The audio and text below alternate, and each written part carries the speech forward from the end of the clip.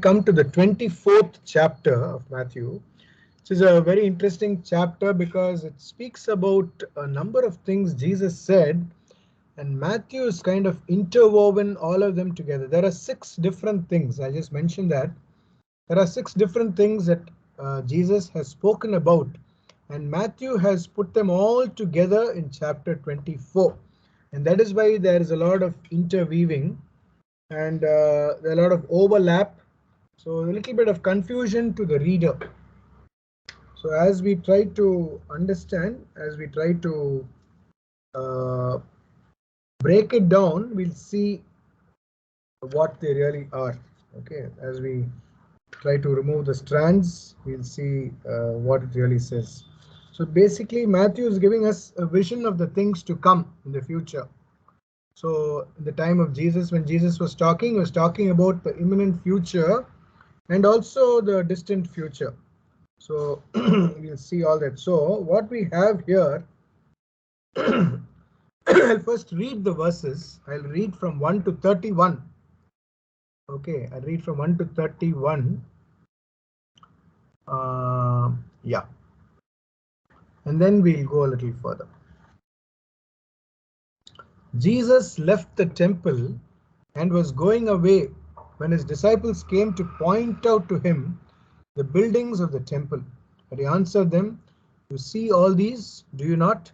Truly I say to you, there will not be left here one stone upon another that will not be thrown down." As he sat on the Mount of Olives, the disciples came to him privately, saying, "Tell us, when will this be?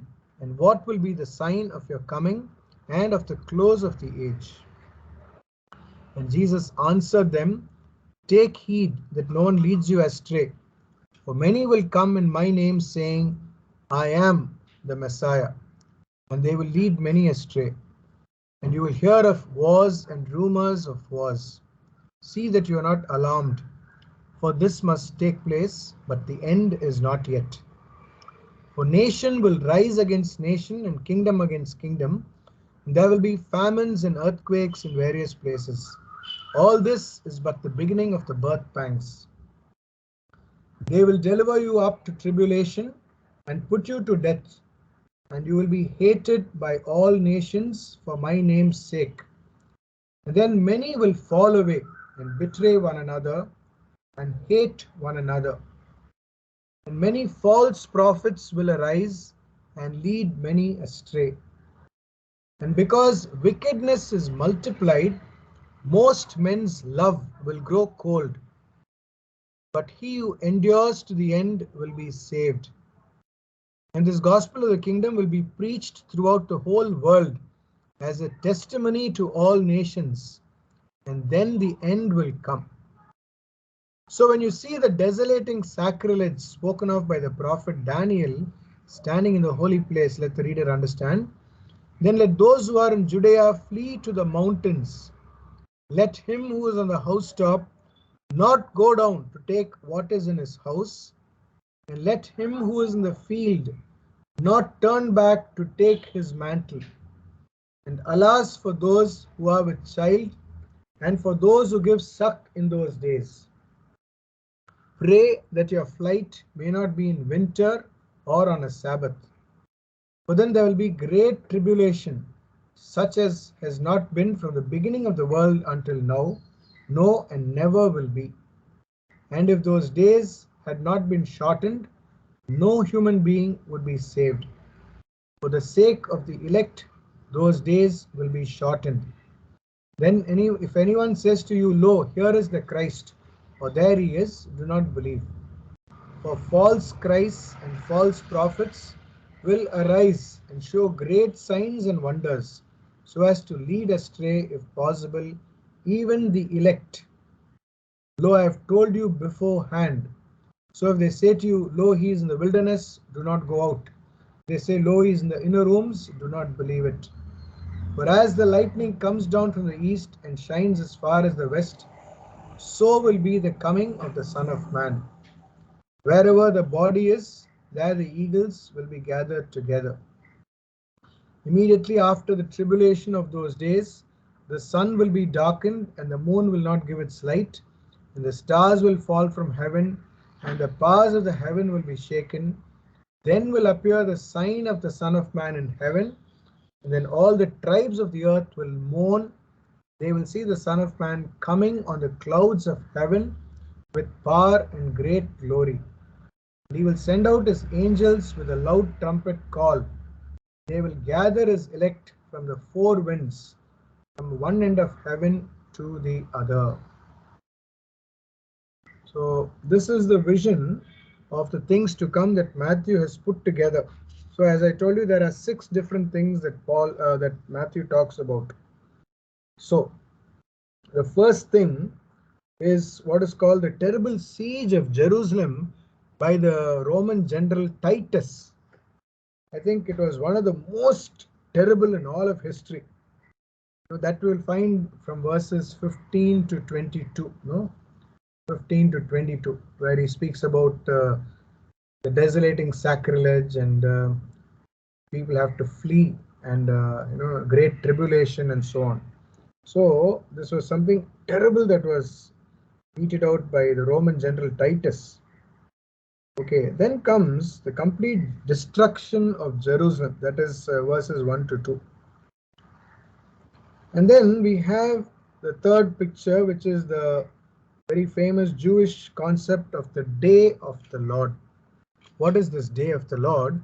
See, the Jews believed that the present age is a very bad age. Okay, it's full of wickedness and beyond hope and beyond reformation.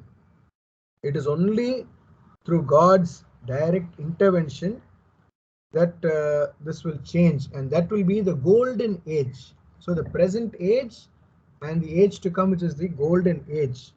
Now between these two ages comes the day of the Lord, which will be a time of terrible and fearful upheaval, like the birth pangs of a new age, no?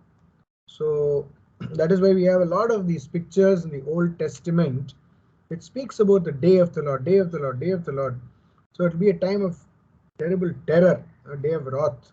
What we read in the prophet Zephaniah. Zephaniah says there will be gloom, there will be darkness, thick clouds and darkness, and it will come suddenly.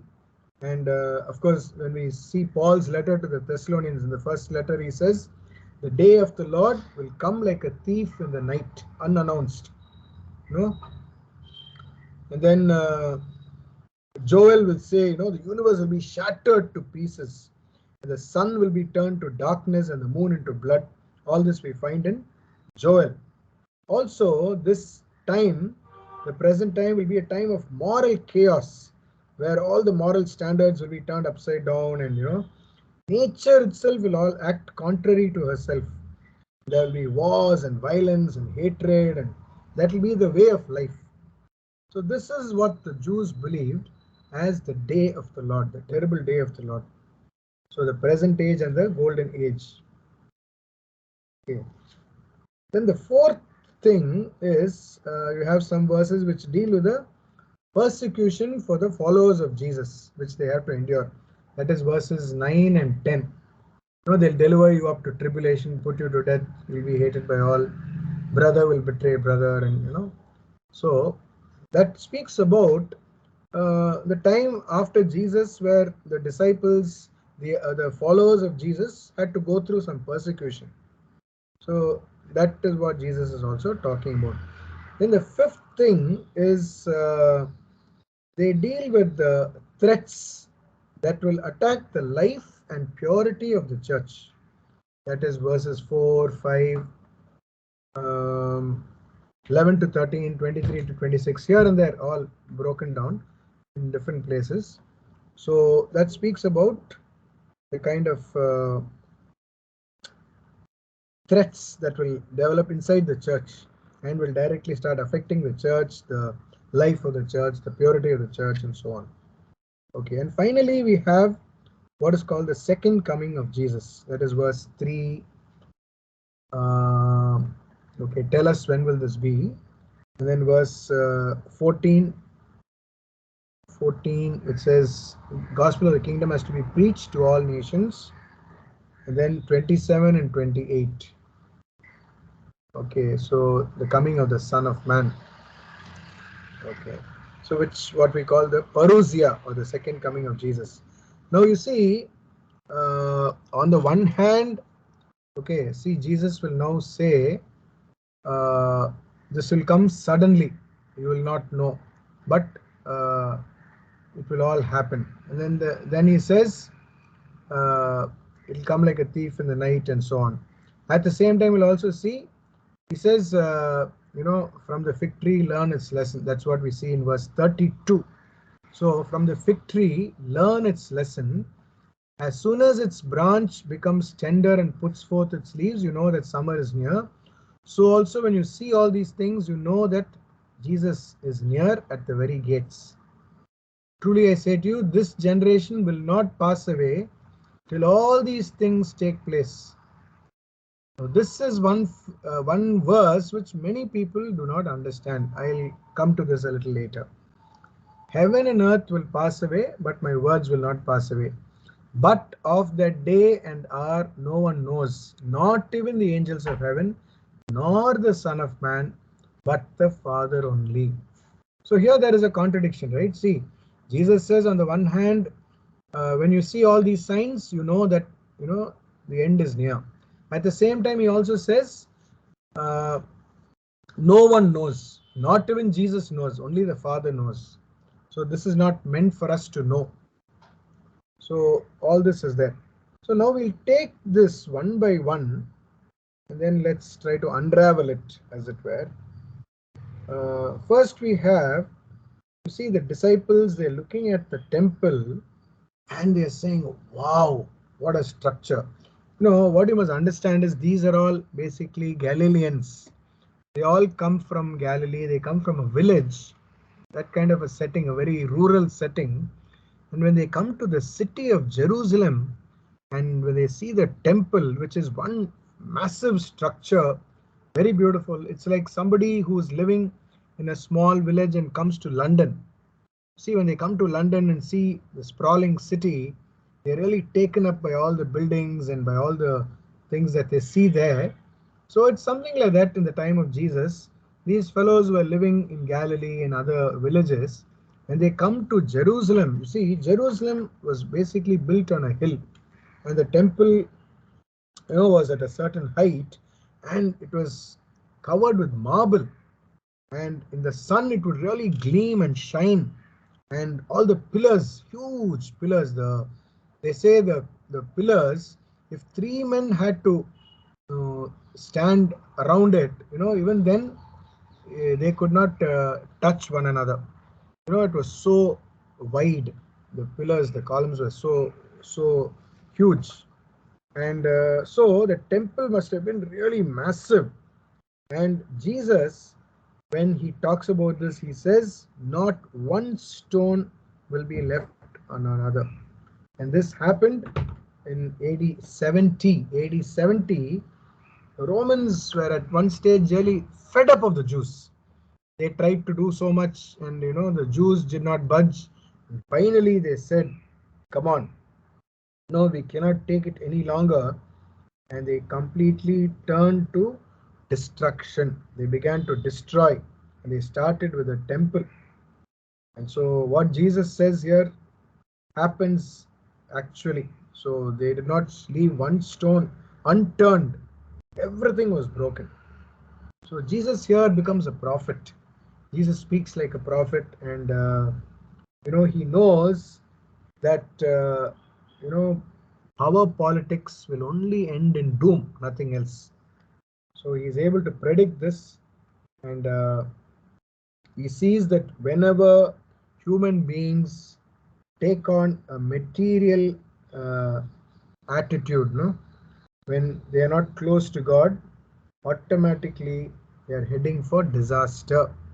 Any person, any society where God is absent automatically will end in disaster. That is what happened to many civilizations, because they thought they were very clever, they were very smart, they could manage everything by themselves, and they had no dependence on God. When that happens, because when you lose sight of the Creator, automatically your life will be in a mess, the whole nation will be in a mess, and it will result in complete chaos and destruction. That's what happens to Jerusalem. The temple is utterly destroyed. Okay, and now when we come to verses 15 to 22, when he speaks about the complete desolation and he says, let the reader understand and all that, what we see here is the terrible siege of Jerusalem.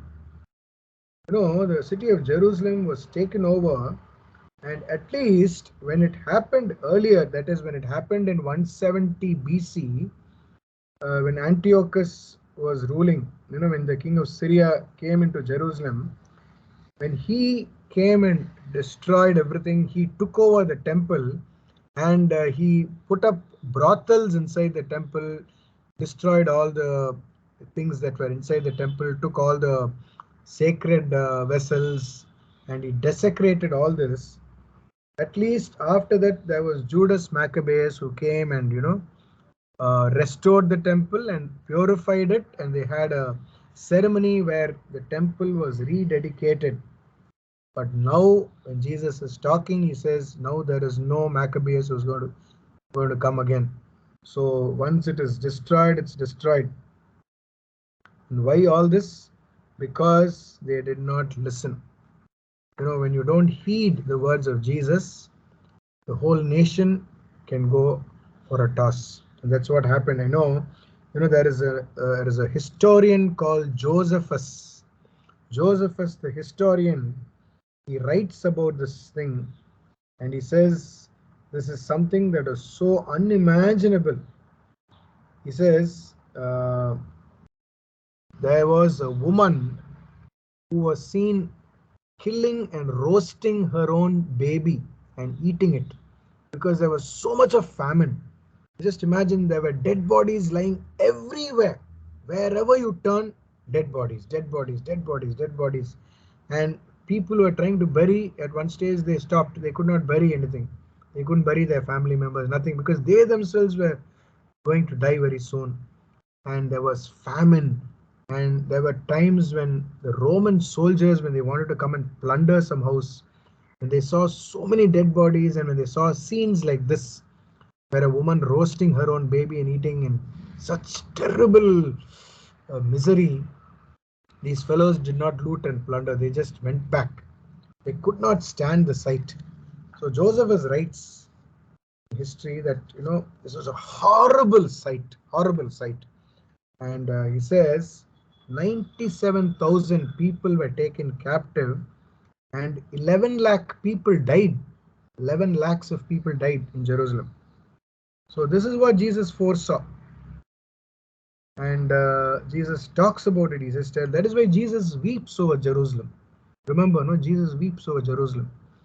So says Jesus, could see this coming, and he was really sad. He was really heartbroken because the leaders of the nation themselves, would not listen to Jesus. And Jesus, when he spoke to them very, very clearly. He told them, all this will happen because you did not recognize the Messiah, recognize me, my visitation. So that is why all this is happening, and it did happen, and it was a terrible, terrible, terrible thing. And then we have the day of the Lord. The day of the Lord is something where there will again be a lot of destruction, there will be judgment, and there will be new creation. So this is also a picture that we do not know when this will happen, but definitely this is what the Jews believe in, that there will be the terrible day of the Lord, when everything will become dark and people will die, and then God will come, and there will be a golden era. So that will be the golden age. So the Jews still believe in all this, which Jesus also talks about. And then there will be the persecution that is yet to come. where Jesus talks about those who are loyal to him. They continue to go on, and many of the people who were believing Jesus, some of them will fall away, some of them will turn traitors, and some of them will betray their own friends and family members. So all this we have seen in history, and all this has often happened in the past. And Jesus, he offers them his loyalty, and he says, don't worry, if you continue till the end, you will be saved. There are many people who will not give up, who will not lose hope. So these people will definitely experience God's power and presence in their lives. So these people will be examples to the others, and that is what uh, these people will bring about a kind of freshness, a new lease of life into the church by their example, by their following Jesus unwaveredly, and by not becoming cowards. You see, many people, when they see that if they follow Jesus there will be trouble, they will become cowards. They will easily give in to everything. They will give in to all the values of the world. But those who stand up, those who oppose what is wrong, they will kind of kindle the conscience of the people, and a new kind of consciousness will come about in the lives of people. People will begin to realize that what they're going through, what they're doing is wrong, that there is so much of sin in them, and they will repent. And these people who are standing up for Jesus, they will really uh, be witnesses, and they will in turn lead others to Jesus. So all this will happen. And so whenever your faith is threatened, so you should not bow down, you should not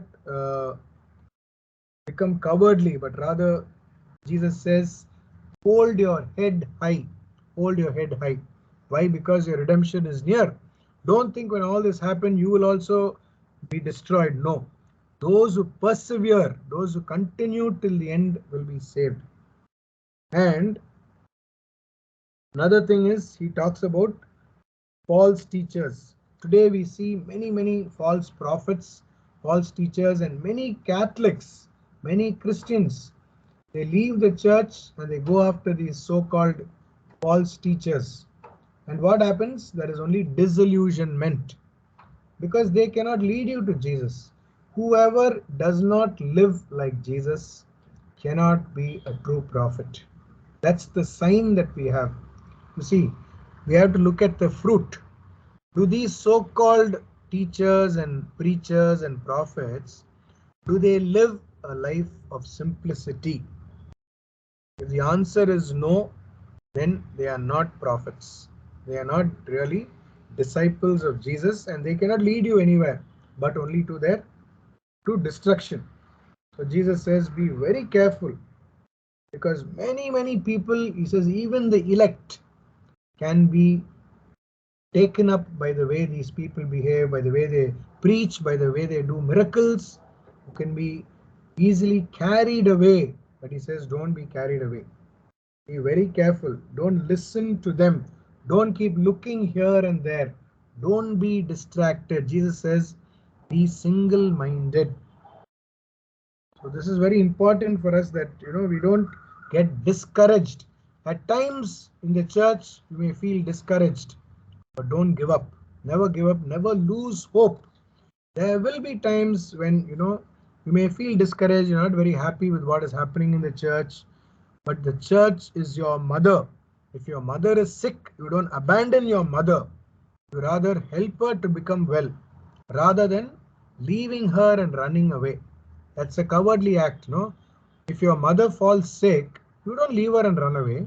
You take care of her, you nurse her back to health. That is what we should be doing.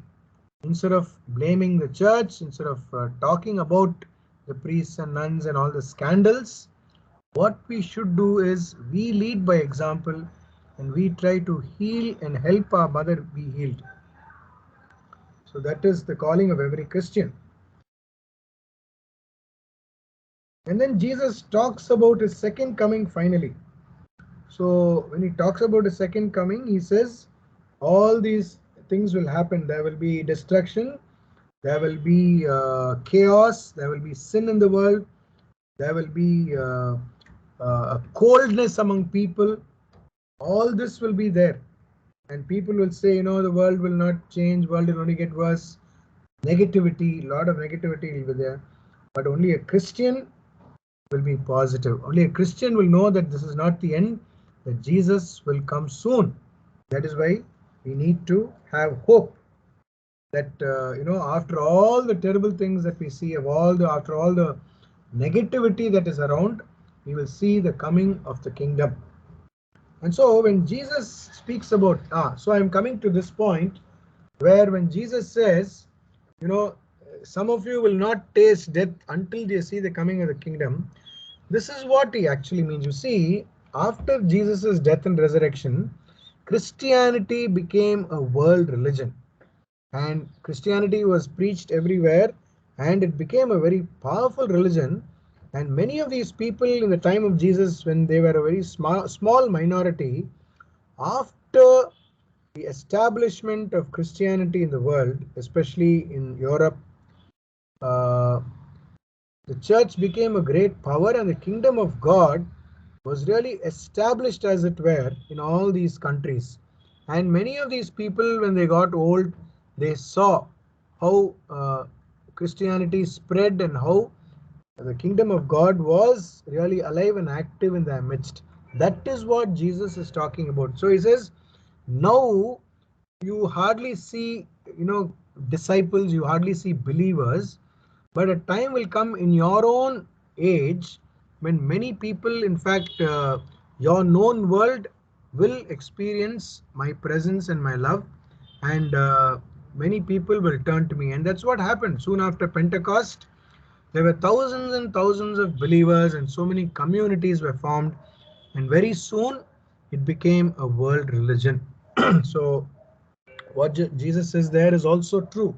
So he's not talking about the parousia here, and he talks about the coming of his kingdom. He's talking about this coming of the kingdom in that sense, where Christianity will become a world religion, and some of these people like John and so on were all alive when all this happened. Okay. Right. So coming to the parousia, the second coming of Jesus, you see, it's possible that Jesus is saying here that the kingdom is coming, but what we need to remember is nobody knows. Nobody knows. This is something very important, because for so many years, there are people who keep saying Jesus is coming soon, Jesus is coming soon. What really matters is that we are prepared. That is what Jesus is saying. You should be prepared, because basically this will come suddenly. And whether Jesus comes or not, the second coming of Jesus happens or not, we will soon meet our end. Now that we do not know when it will happen. And so that is what we need to be prepared for, because when we meet our end as individuals, we have to come face to face with God, face to face with judgment, and that will be our individual judgment. So we should be ready to meet God. When we meet God, he shouldn't tell us, I don't know you, I don't recognize you, but rather he should say, enter into the joy of your master. Those are the words we want to hear. So in the second coming of Jesus, we don't have to really be worried so much about the second coming. Yes, Jesus did promise, but he also said nobody knows when it will happen. And therefore, what should be our attitude? One of preparedness. And that is what he's saying in verse 37 onwards. As were the days of Noah, so will be the coming of the Son of Man. For as in those days before the flood, they were eating and drinking, marrying and giving in marriage, until the day when Noah entered the ark, and they did not know until the flood came and swept them all away. So will be the coming of the Son of Man. So what I want you to notice here is this. Now there are two sets of people. Now there is Noah and his family who are aware because they are constantly in communion with God. They are living a life which is in communion with God, and therefore God kind of shows them and kind of directs them as to what to do. And so Noah is prepared to face the flood, whereas the others, they are reveling themselves in the things of the world. They are partying, they are marrying, they are giving in marriage, and you know their hearts and minds are totally on the world, that they are blind to what is happening around them. Now, that is what happens when you're immersed in the world. When you're soaked in the world, you will be eating and drinking, marrying and giving in marriage, and you will not realize what is happening around you. You see, there was this earthquake in Syria and Turkey, and the people were completely caught unawares. For them, that is the end. See, thousands of people died. See, whether Jesus comes again or not, for them that day when they saw the earth cracking and opening itself up, that day for them was a terrible day, right? So that was their end for many people. So also for us, we do not know what can happen to us. And therefore, what we need to do is to be always prepared. So when Jesus calls us to himself, we are ready. We are not like these people who are living a drunken life, life which is devoid of God, where when you are completely taken by surprise when God calls you. No, we should always be ready and prepared. These are the key words that Jesus keeps giving. Be ready, be prepared. So that should be the attitude of a Christian, one who is constantly in communion with God and who is always ready to meet the Lord. Verse 40. Then two men will be in the field, one is taken, one is left. You see, this is what happens, no? When there is a calamity also, not everyone dies. There are some people who are left. Only some die. Two women will be grinding at the mill, one is taken, one is left. That is how it works in nature. You see, even in the earthquake, it's not 100% destruction. Maybe 40%, maybe 50%. That's all. But the rest are still alive. So there are people taking videos of all that is happening. They are still alive. They are seeing the buildings crumbling. They're able to see the earth opening up. They're able to take videos. While some are gone inside, some others are outside. So it's not that everyone is taken away. One is taken, one is left. Watch therefore, because you do not know whether you will be this side or that side. Watch therefore, for you do not know on what day your Lord is coming.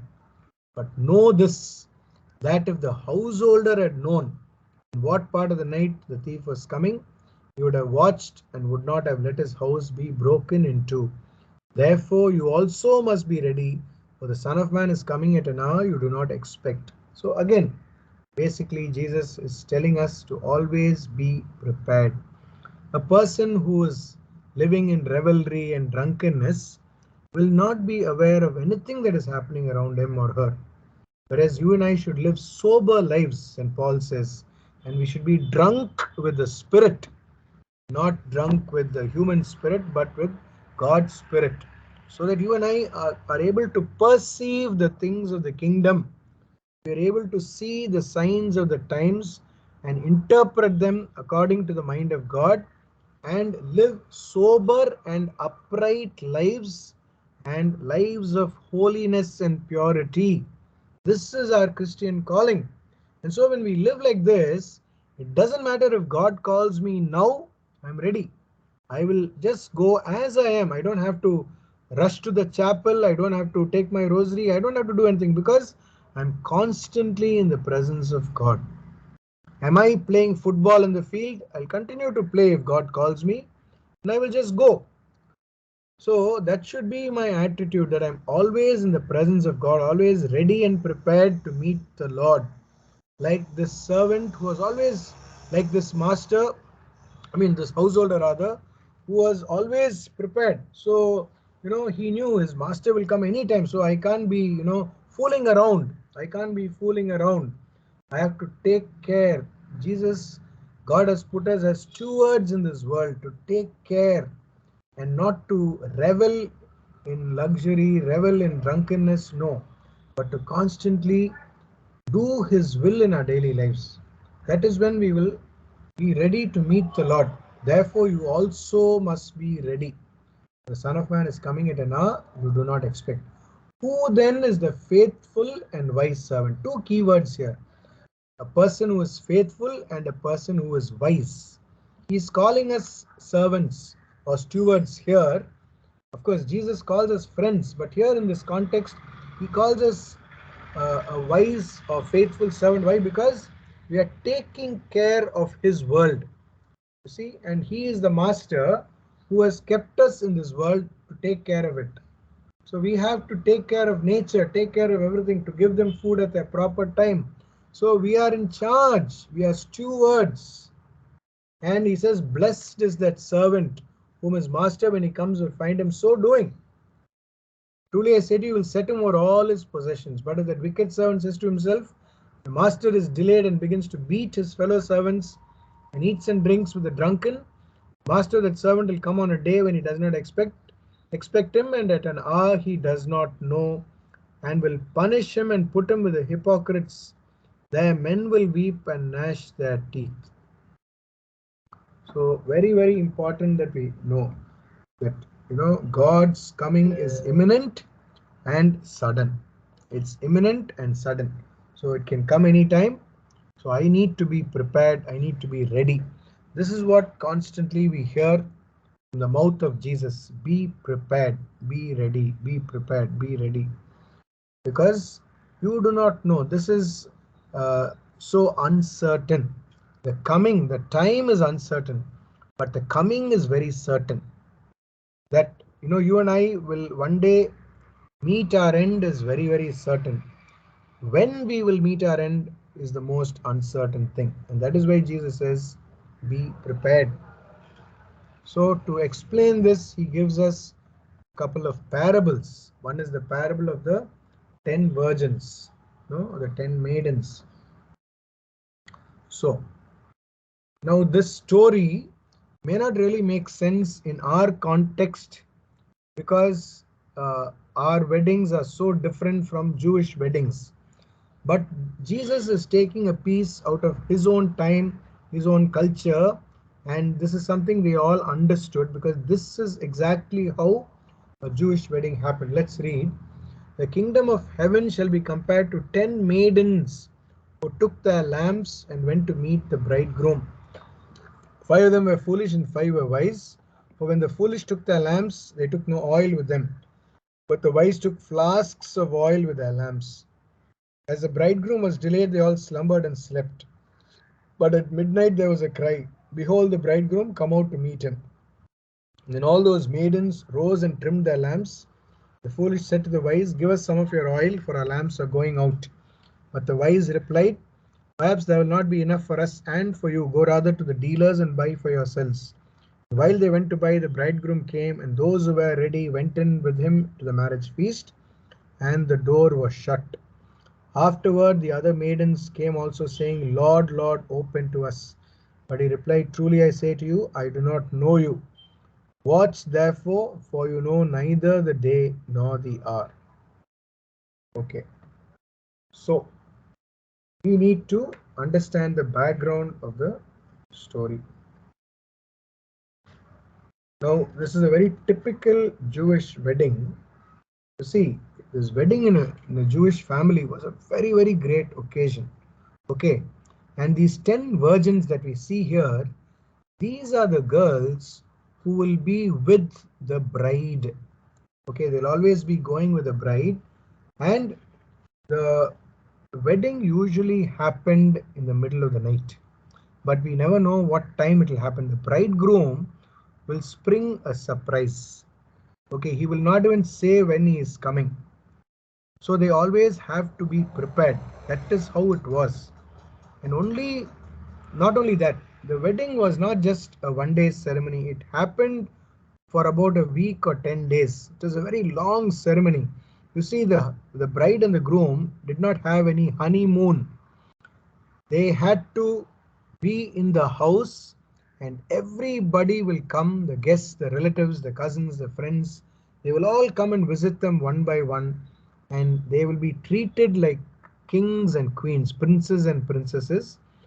real royal welcome by everyone, and they will be fed by everyone.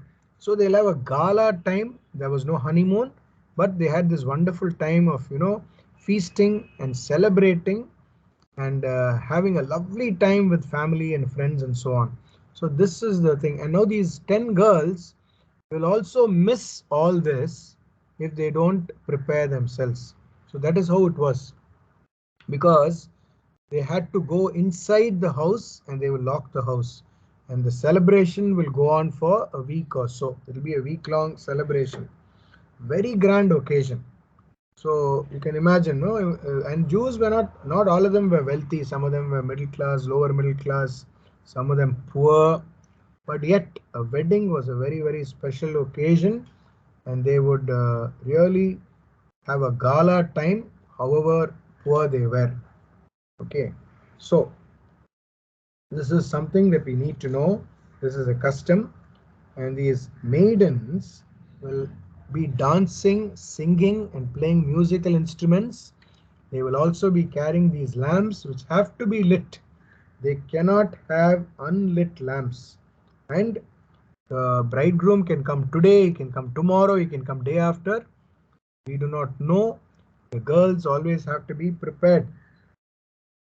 That is why, uh, you know, uh, these girls will not sleep, will not do anything. They will have to be ready. And if they slumber and if they sleep, they have to be alert. But suddenly there will be this announcement. That alone will be there. That's the only thing that will remind them or tell them that the groom is arriving. Shortly before the groom comes, there will be a messenger who will come running and saying, the bridegroom is coming, the bridegroom is coming. That is the only clue they get. And once they hear this, whatever they are doing, they have to leave everything. They have to jump up and prepare themselves. They have a very short time to light the lamps, to get all the instruments ready, and dress themselves properly, so that they all go along with the bridegroom when he comes on horseback. Okay. So the whole bridal party with all the cousins, because the boys' family, the relatives, they'll all be coming. So they'll all come in, and the bride's friends and all of them will have to also join the party and enter the bridal chamber, the bridegroom's hall, the bridal hall, the wedding hall, sorry. And then they will close the door, and only those people who are inside will celebrate. So that is why Jesus is telling us that, the coming of the Son of Man will be like this, that you always need to be prepared. Now, for us, what is it that we have to understand? What does it tell us now? What it tells us is two things, two warnings. The first warning is this, that we cannot prepare ourselves at the last minute. Let's take a student going for an exam. Now, the day before the exam, the student cannot study and go for the exam. He has to prepare throughout the semester or throughout the year. Last minute, you cannot obtain all that knowledge. You see? So it is too late. If you want to acquire a skill or you want to build your character, you can't do it overnight. It takes time. For character building, for learning a skill. You see, you want to learn a new language, or you want to learn a new learn to use a particular tool. It takes time. You need to undergo training. You need to undergo classes. You can't just have all this overnight. You can't come last minute on the day of the exam and say, please, please, please, somehow give me all this. You cannot. It's not possible. Also, it cannot be borrowed. You can't borrow character. You can't borrow a skill. No. So these girls were trying to borrow oil from their friends. You cannot borrow all this. You see, character cannot be borrowed. Skills cannot be borrowed. So these are things which you have to build up on your own. Very, very important. So these are the two warnings that Jesus is giving us, that we need to take time to prepare ourselves, and these are things which cannot be borrowed. So a person has to invest in this. very seriously. So if you are preparing for the coming of the kingdom, you have to prepare, and it takes time. So no question of last minute, no question of borrowing, all that will not work. Okay, so it's a very, very beautiful and very important parable for us. The next parable is about the talents from verse 14. For it will be as when a man going on a journey called his servants and entrusted them his property. To one he gave 5 talents, to another 2, to another 1, each according to his ability. Then he went away. He who had received the 5 talents went at once and traded with them, and he made 5 talents more. So also he who had the 2 talents made 2 talents more. But he who received the 1 talent went and dug in the ground and hid his master's money. Now after a long time, the master of those servants came and settled accounts with them. And he who had received the 5 talents came forward, bringing 5 talents more, saying, Master, you delivered to me 5 talents. Here I have made 5 talents more. His master said to him, Well done, good and faithful servant. You have been faithful over a little, I will set you over much. Enter into the joy of your master. And he also, who had the 2 talents, came forward, saying, Master, you delivered to me 2 talents. Here I have made 2 talents more. His master said to him, Well done, good and faithful servant. You have been faithful over a little, I will set you over much. Enter into the joy of your master. He also had received the 1 talent, came forward, saying, Master, I knew you to be a hard man, reaping where you did not sow, gathering where you did not winnow. So I was afraid, and I went and hid your talent in the ground. Here you have what is yours. But his master answered him, You wicked and slothful servant, you knew that I reap where I have not sown, gather where I have not winnowed. Then you ought to have invested my money with the bankers, and at my coming I should have received what was my own with interest. So take the talent from him and give it to him as the 10 talents. For to him who has will more be given, and he will have abundance. But from him who has not, even what he has will be taken away. And cast the worthless servant into the outer darkness, where men will weep and gnash their teeth. So here in this parable, you see here this man who was lazy. Basically, he was lazy. He did not want to do anything. He just slept over all that was given to him. He was capable of only that much, but he did not use all the talents that was given to him. He just slept over it. That is the greatest danger for us. And Jesus is warning us against laziness and procrastination. You see, supposing you tell people there is no hell, people will not believe. They do know. People know that there is, at the end of it, there is judgment, there is hell. All that people are aware. But if you tell people, now listen, your dying will not happen now. It will be delayed. There is no need to hurry. This is a very important, nice thing, that when people are told they are deluded, when people are told there is no need to hurry, just take it easy, enjoy your life. We'll see about all this later. So the things of the kingdom, the things about God, I don't have time for all this. I'm young. I'm young and energetic. I want to enjoy my life. All that I'll see when I go old. When I grow old, I'll think about all that. There is no need to hurry. That is what keeps deluding us. The thought that I can procrastinate, and so I do a lot of things which are useless, unnecessary. Instead of preparing my heart for the kingdom, I keep doing useless things, and then I realize suddenly it is too late. Suddenly I may get the call and I may not be prepared. So I will be either lazy or I will procrastinate. Here in the story, the man he just sleeps over it.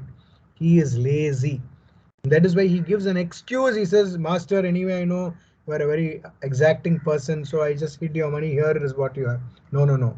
Master, imagine in the days of Jesus 2000 years ago, Bank of Jerusalem was there. You see? So Jews were already like Marwadis. They were already trading. They're already multiplying their money. And Jesus also knows about it. Jesus also has an idea of economics. And so he has a sound financial knowledge as well. So he says, you should have invested your money with the bankers, and on my coming I should have received my money with interest. Whenever God gives us a gift, he wants us to multiply it. He wants us to use it, because if you don't use it, you will lose it. And that is what happens to him.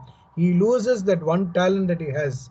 The one who has 10 talents gets this one talent. So that is what happens to those who try to multiply their talents. They will get more and more. Whereas those who don't do anything and sleep over it, they will only lose what they have. That is why Jesus is saying, always be alert and always use the talent that is given to you.